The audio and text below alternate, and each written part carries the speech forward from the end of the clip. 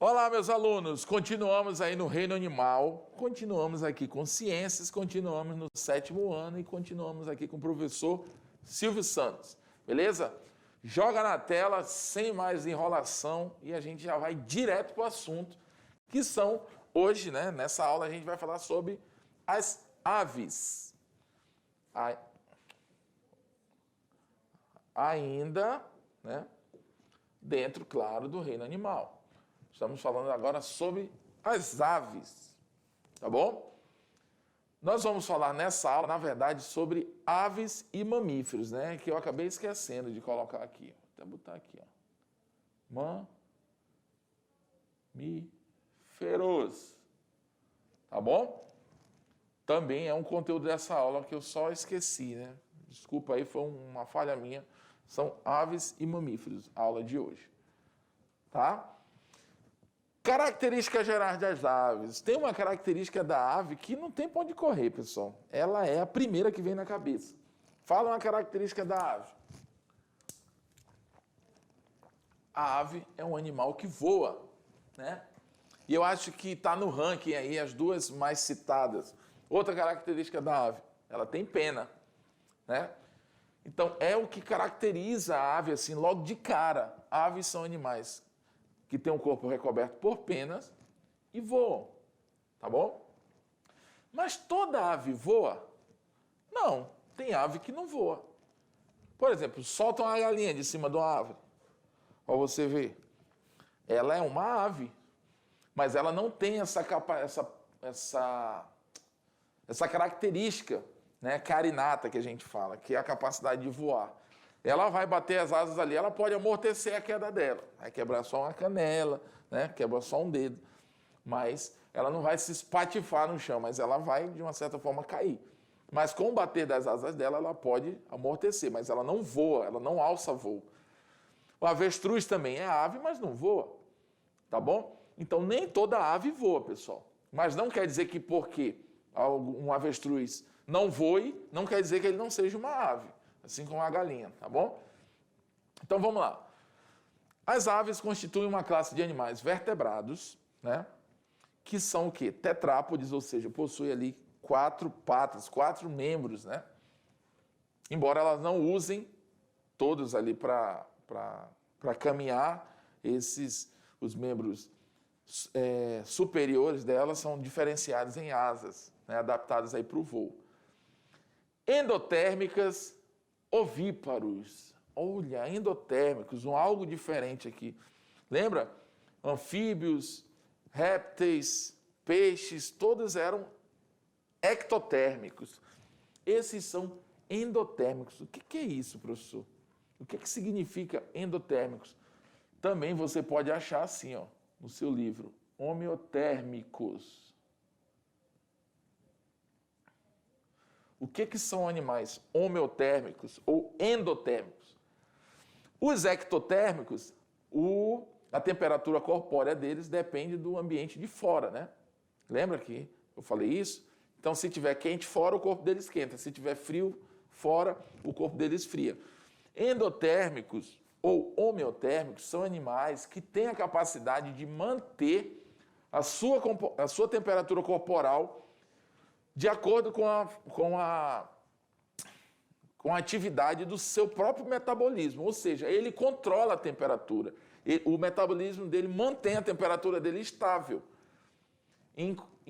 mesmo que esteja em ambiente frio ou ambiente gelado. Então, ele tem essa capacidade de controlar a sua temperatura corporal, tá bom?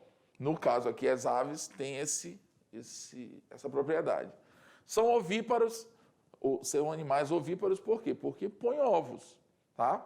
É uma característica também das aves botar ovos. É uma característica, inclusive, bem fácil aí da gente associar às aves, né? Fala um animal que põe ovo, tu não vai falar a cobra, né? Dificilmente tu vai direto no réptil, tu vai numa ave, né? A galinha, a primeira que tu vai. Então, são caracterizados principalmente por possuírem penas, apêndices locomotores anteriores modificados em asas, bico córneo, ou seja, o famoso bico da ave, né? E ossos pneumáticos. O que são ossos pneumáticos, pessoal? São ossos ocos, tá?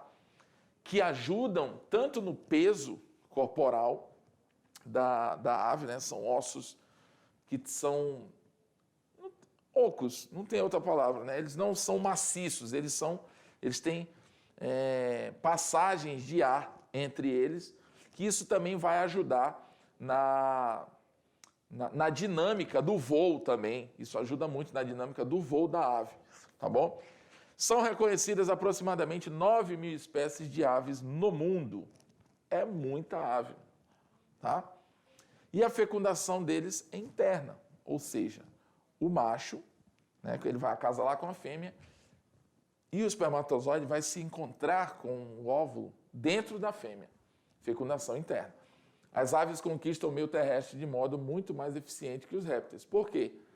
Porque elas não vão correndo, né? Elas vão voando. É outra situação, mano. É outro naipe.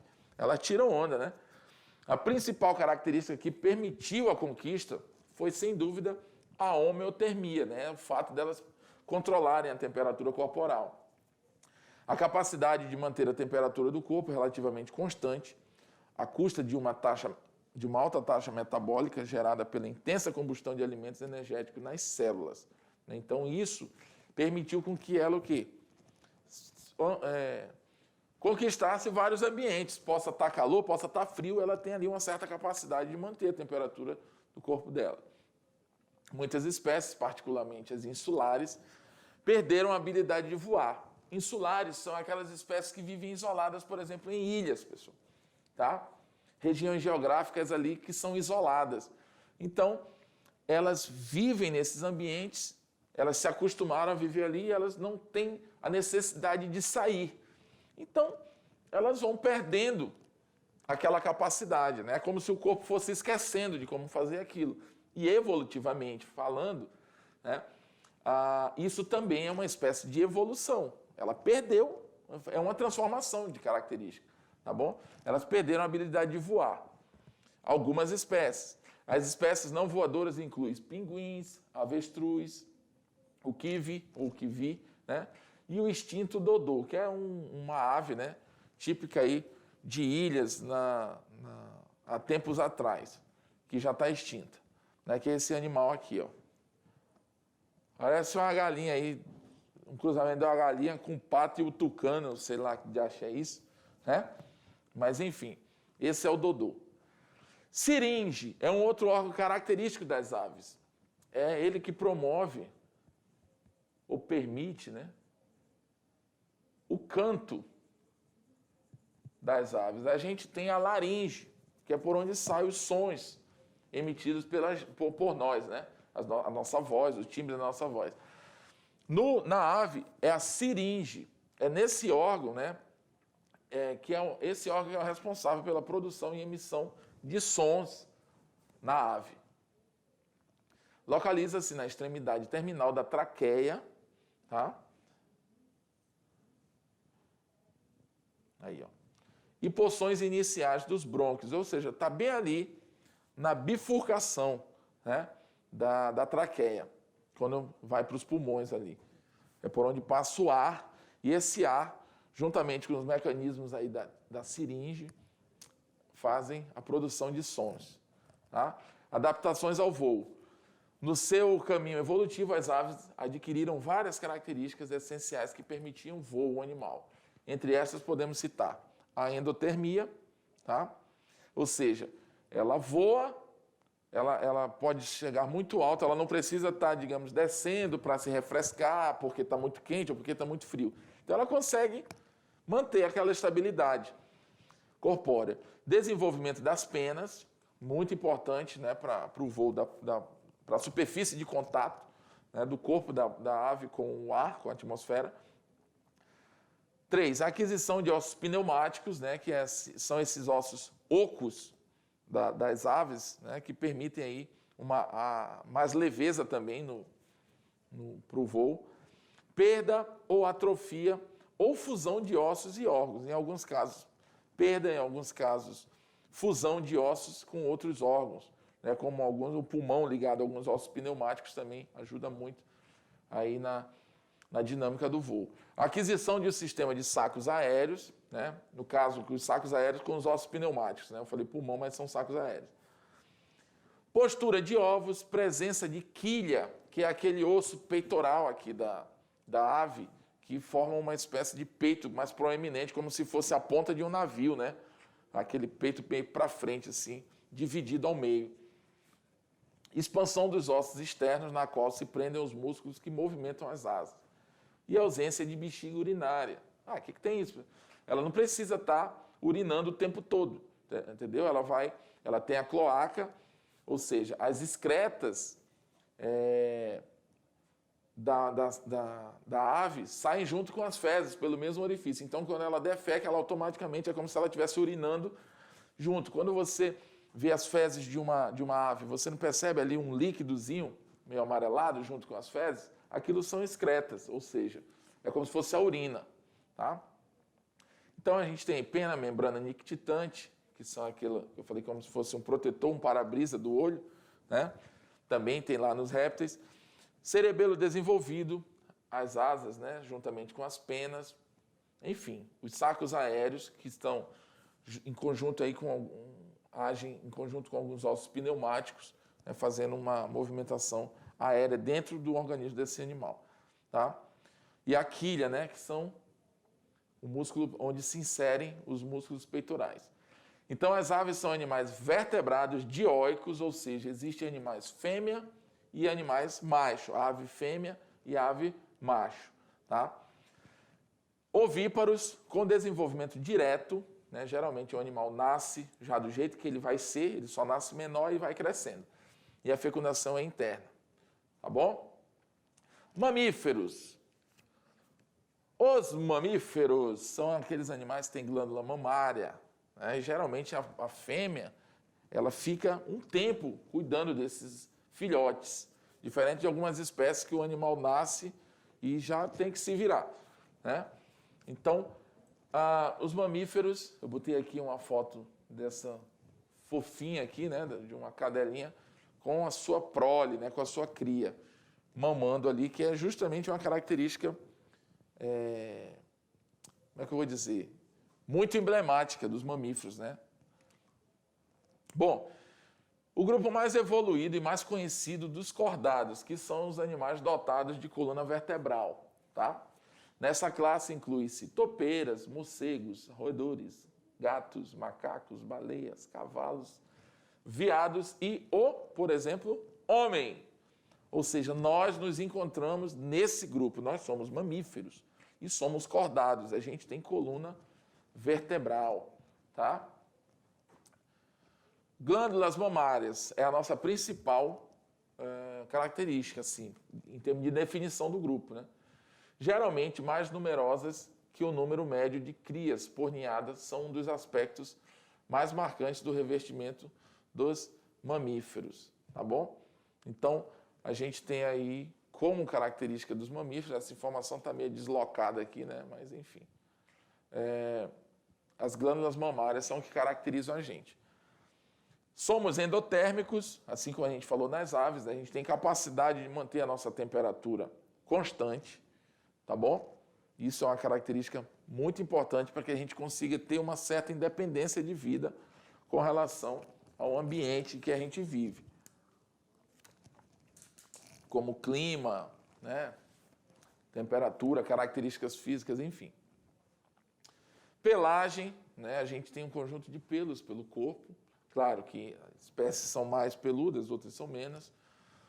Sempre composta por dois tipos de pelos. Um interno, macio e isolante, e outro externo, mais espesso e que protege o corpo e dá cor, permitindo a camuflagem, por exemplo.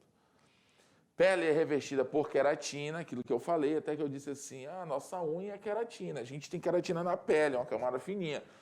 Na nossa unha é mais concentração de queratina. Nós temos um diafragma, que só nós mamíferos temos, um músculo, que é o diafragma, tá? Que é um músculo que auxilia ali na respiração, na separação também do tórax e o abdômen, tá? esse músculo, quando ele relaxa, a gente expele o ar. Quando a gente contrai ele, a gente puxa o ar. Então, ele auxilia, né, na contração dos pulmões aí. Cérebro mais desenvolvido do que os outros animais. Então, dentro dos mamíferos, a gente tem representantes mais desenvolvidos que os outros animais com relação ao cérebro. No caso, o homem é mais desenvolvido de todos, né? Tanto que a gente raciocina. Então, a pele é formada por 3 camadas: epiderme, derme e hipoderme. Tá? Você percebe aqui os conjuntos estruturais que formam cada porção aí da nossa pele, ou da pele dos mamíferos de uma forma geral. Vale lembrar que mesmo nós sendo do grupo dos mamíferos, existem características muitas vezes que são específicas de um determinado grupo, não é porque é mamífero que é tudo igual não, tá, pessoal? Eu já falei isso em outras aulas passadas. Dentição bastante especializada. Na maioria das espécies, os dentes distribuem-se em 4 categorias gerais. Os incisivos, né, próprios para roer, raspar e cortar o alimento. Os caninos, pontiagudos, próprios para perfurar, rasgar e prender. Pré-molares e molares, adaptados à mastigação e trituração, esmagando o alimento. Esmagando o alimento. Então, 1, 2, 3, 4. Tá bom? Então, a gente tem adaptações mais evoluídas, ou seja, a estrutura do nosso corpo, ela está mais preparada para viver em ambientes mais, digamos, mais pesados, entendeu? E mais variados em termos de características físicas do ambiente, né? Tanto a nossa capacidade de raciocínio, no caso do homem, né? A gente consegue sobreviver e se diferenciar por causa do nosso raciocínio. Então, a gente sobrevive, a gente pensa e age, né? Agora, é claro, existem outros animais mamíferos que não são tão evoluídos quanto a gente com relação ao cérebro, mas que você percebe neles uma capacidade de inteligência, né? Bem evidente. Importante saber que, em algumas espécies, como é o caso de tatus, preguiças, golfinhos, e golfinhos no caso, os dentes são de um mesmo tipo, não são diferenciados. Você perceber, isso aqui são só alguns exemplos, não são só esses animais, tá? Eles não têm diferenciação, incisivo, molares, pré-molares, eles não têm alguns animais não têm essa característica. Eles são todos dentes não diferenciados, a arcada dele, entendeu? Nós temos aí glândulas também, são glândulas sudoríparas que auxiliam a regulação da temperatura e a excreção de sais, glândulas sebáceas que lubrificam e impermeabilizam o pelo e produzem substâncias odoríferas, né? São todas características dos mamíferos. Cão e gato e rato não possuem glândulas sudoríparas, né? Interessante.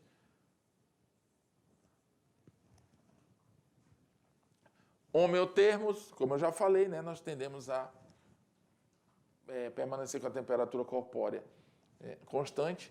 Os cuidados com a prole são os mais desenvolvidos, como eu disse, né?